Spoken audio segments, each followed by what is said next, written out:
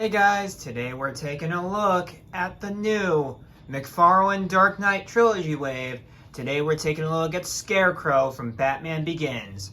Let's get a better look at that packaging, shall we? But yeah, up first we have Scarecrow in all of his glory in the packaging right there. DC Multiverse Scarecrow right there. Collectible Bane 4 of 4. Scarecrow right there. DC Multiverse. This ad for DC Universe Infinite, which I don't know what that's going to do. I kind of want to find out, but I'm probably not going to do anything about that. But so if you want to let me know what that does, let me know in the comments below. Of course, we have this awesome picture of, I want to say that's a still, but it could be the figure. I have no idea. Then, of course, it says Scarecrow Dark Knight Trilogy up there. Of course, he comes with the arms for Bane. And of course, you have the collect them all, where you have Batman, Joker, Two-Face, and of course, Scarecrow. Ad for DC Universe Infinite right there with the QR code again. McFarlane Toy social media pages, follow them on Facebook, Twitter, and Instagram. And then, of course, Scarecrow from the Dark Knight Trilogy. And it has this awesome Dark Knight Trilogy logo. Like, I honestly think this is really cool. And of course, at the bottom, we have McFarlane Toys right there. The little stickers on this side. And it's weird that it has DC Gaming Scarecrow. That's interesting, because it's not a game, it's a movie. But on top, we of course have that same Dark Knight Trilogy logo on the top. And on the bottom, we of course has all the different legalese for the Dark Knight franchise. And then there we have the barcode right there for all you barcode hunters out there. I respect ya, and I'm here for ya. But yeah, guys, that does it with the packaging. Let's get this dude out of the packaging. And here we have our boy, Jonathan Crane, played by the amazing Cillian Murphy in the movie, out of the packaging. And before we take a look at this impressive figure, we're going to take a look at the other contents of the packaging. Starting with, you guessed it, the hockey puck. The legendary hockey puck from the DC Multiverse line. We, of course, have the DC Multiverse logo right there with the one peg right there on the back. We got, oh, the 3 circles. 3 circles are back. But, yeah, all kidding aside, yeah, standard base. Very thinner, I might add, because I think the 4 hold ones are, yeah, the 4 hold ones seem to have like more of a weight to them than the 3 hold ones. They have more of a this one, the 4 hold one, the 4 circled one, has a lot more weight than this one, right? The 3 circled ones right here. Just interesting little tidbit right there. And then, of course, we have the card for the character. And as you can see, Scarecrow from the Dark Knight Trilogy. And then this very long bio about Jonathan Crane here. And I couldn't do a better job with that. Yeah, Jonathan Crane. It's the first Scarecrow I've reviewed, so I'm just going to do a breakdown of Scarecrow real quick. But yeah, Scarecrow's a character who, yeah, was always fascinated with fear and decided to dedicate his life studying it, but he used inhumane ways of getting his research, so the scientific community casted him out. Next thing you know, he's a psychotic supervillain. In the movie, he's a doctor at Arkham who's just insane. At least that's my take on it. If there's actually more layers on it, let me know. I also haven't seen those movies in a fat minute, so I might have to go back and rewatch the Dark Knight Trilogy after recording these reviews. But as of now, that's what I remember Jonathan Crane doing. And we also have the Bane arms right here that we'll check out in the Bane review after all the figures have been, all of the standard releases have been reviewed. And so for accessories that actually like would count as accessories normally. He comes with alternate hands. He comes with two trigger holding hands, which I have one on the figure, and then one right here. And it's nice. It's a nice flesh tone, you know. Camera's freaking out on me. Yeah, it's a nice flesh tone. It's kind of John to see, a little bit John to see, but besides that, it's not bad. It's not a bad skin tone. And then he also comes with, I'll just grab the figure and show you. He comes with a fist on the right side, and then he comes with this open palm hand for like if you want to do some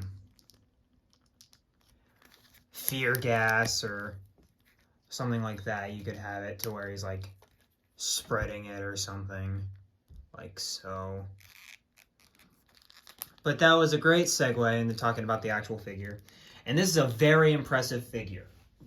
And right off the bat, the first thing I'm going to say is that bro smells good. Smells like new rubber, you know? Smells like new rubber, which is always good for a figure that's literally covered in like this bendy plastic. Like all the figure is practically this plasticky material.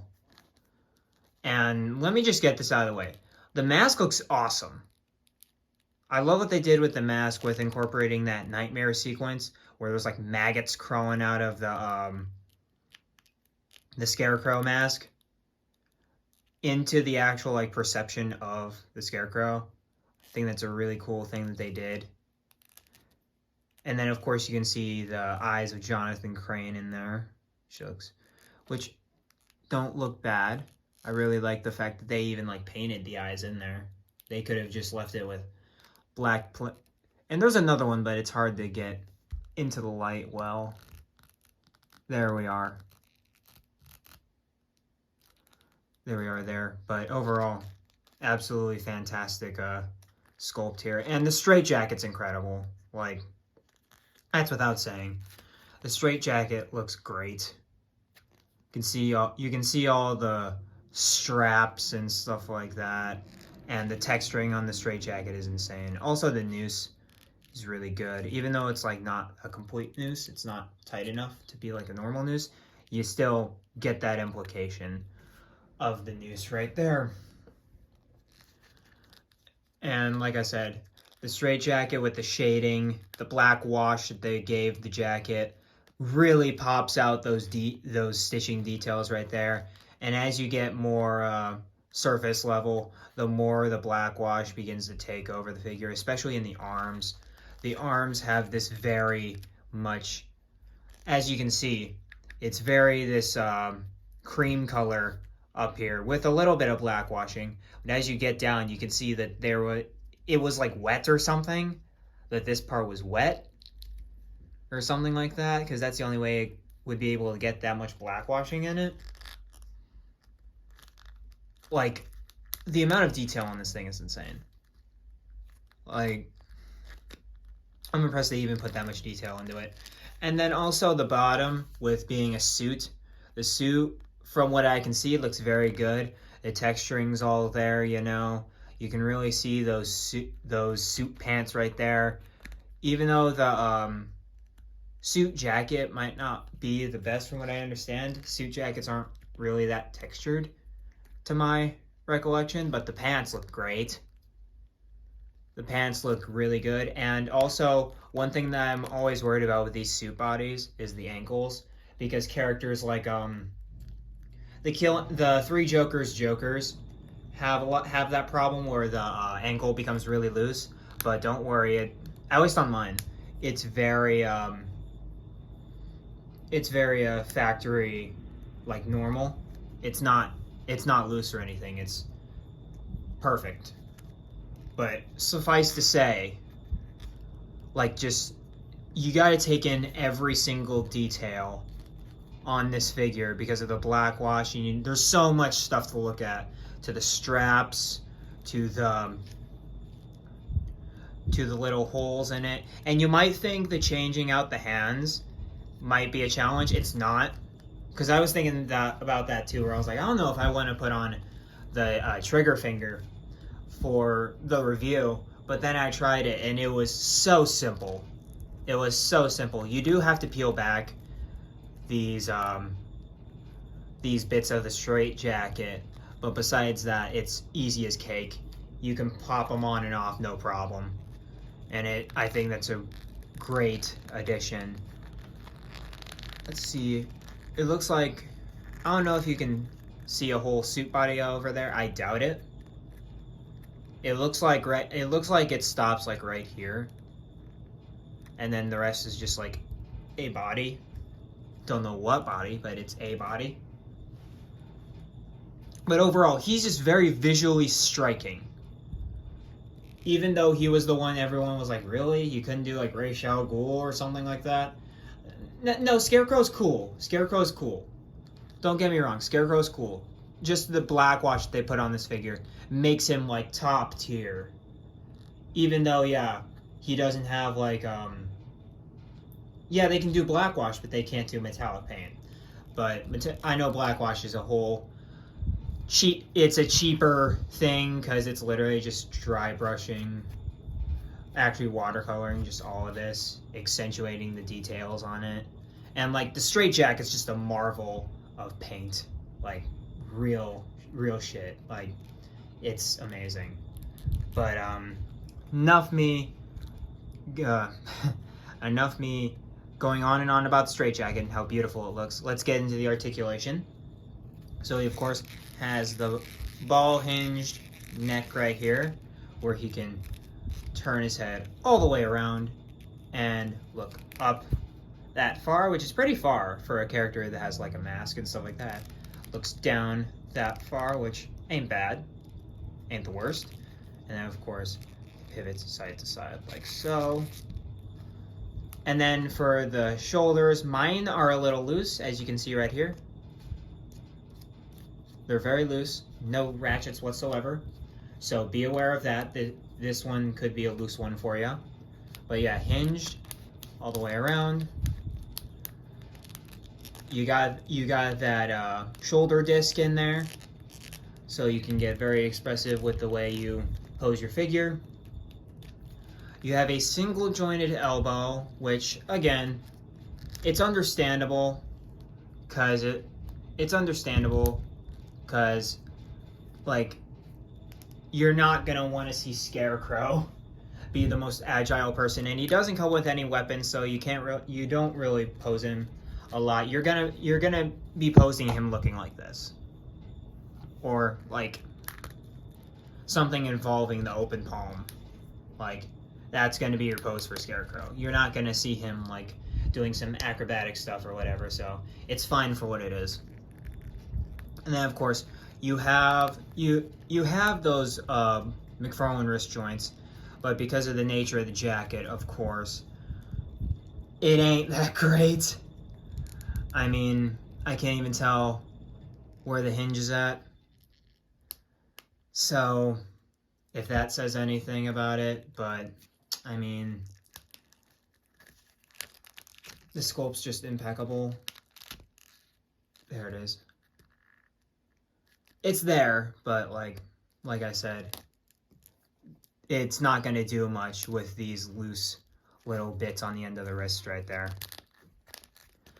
And then for the bottom, we've got, of course, the diaphragm, which of course isn't as effective because of course we have the bottom and the top here being the separation of the whole piece. So he crunches. Interesting. Let me fix that real quick. So he moves about that far down, and he moves back about that far back. And he of course can rotate, as you saw. It's a ball joint, so there's that. With the legs, he's got standard McFarlane legs. There will be some hindrance, especially on this leg, as you can see, with just the way the straight jacket's sculpted. I don't think it'll upset you from getting him like on a horse or something, we'll see later in the review. I'm going to try to get him on my Mythic Legion's Headless Horseman horse. I'm very excited to see what I'm going to be able to do there. But then, yeah, you got the standard McFarlane joint. You got the standard McFarlane thigh joints. You got very little thigh pivot, barely even noticeable. You got double jointed knees, which, ouch, those look rough when it's bent all the way. But when it's just stationary, it looks pretty good. Looks pretty good.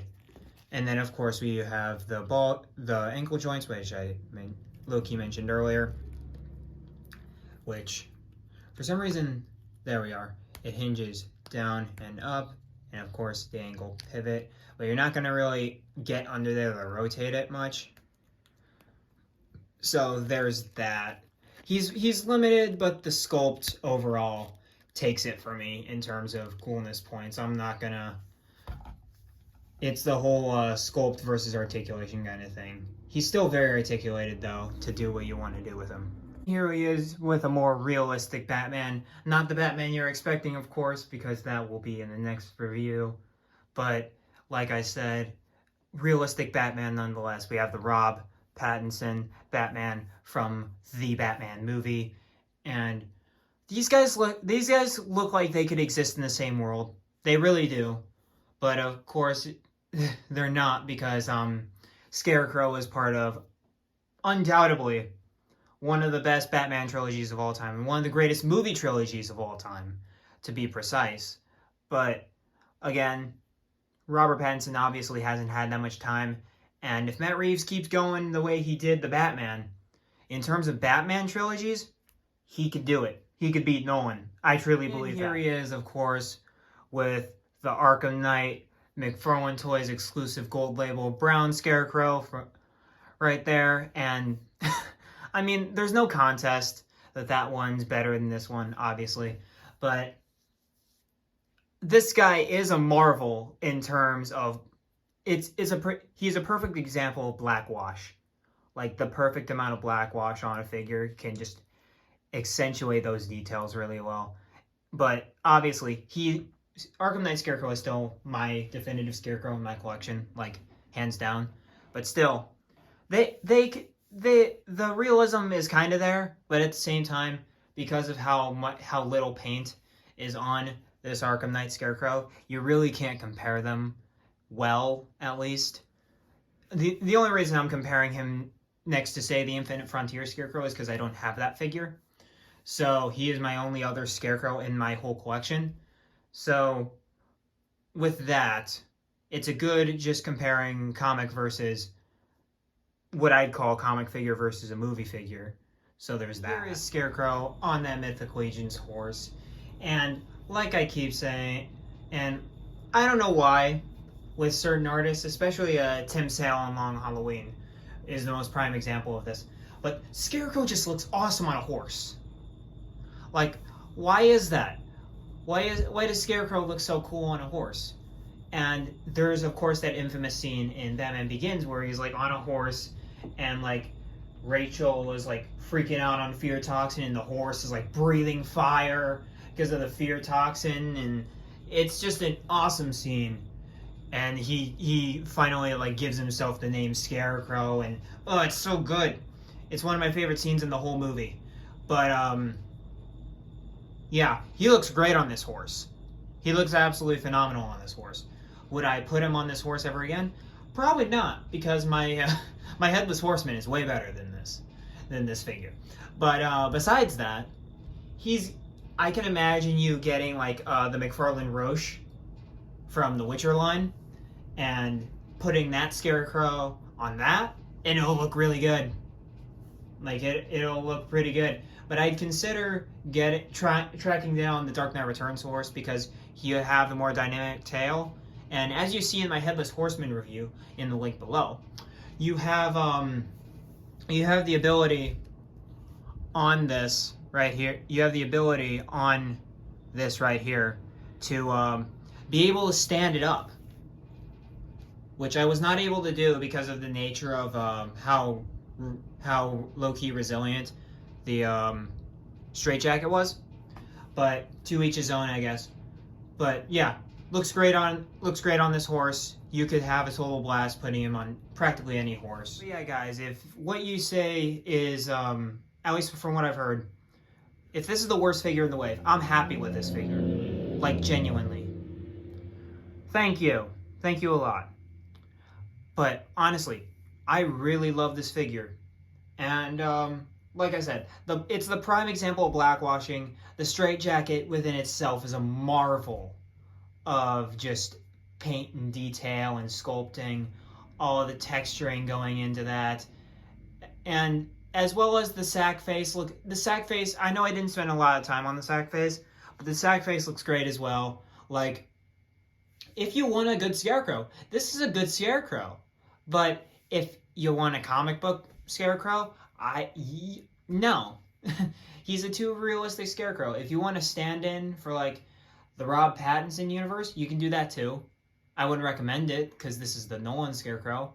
But you can, because it's a more realistic take on the character. And you can see Rob Pattinson, like, dealing with this Scarecrow. But besides that, of course, comic book Scarecrow is completely no-go.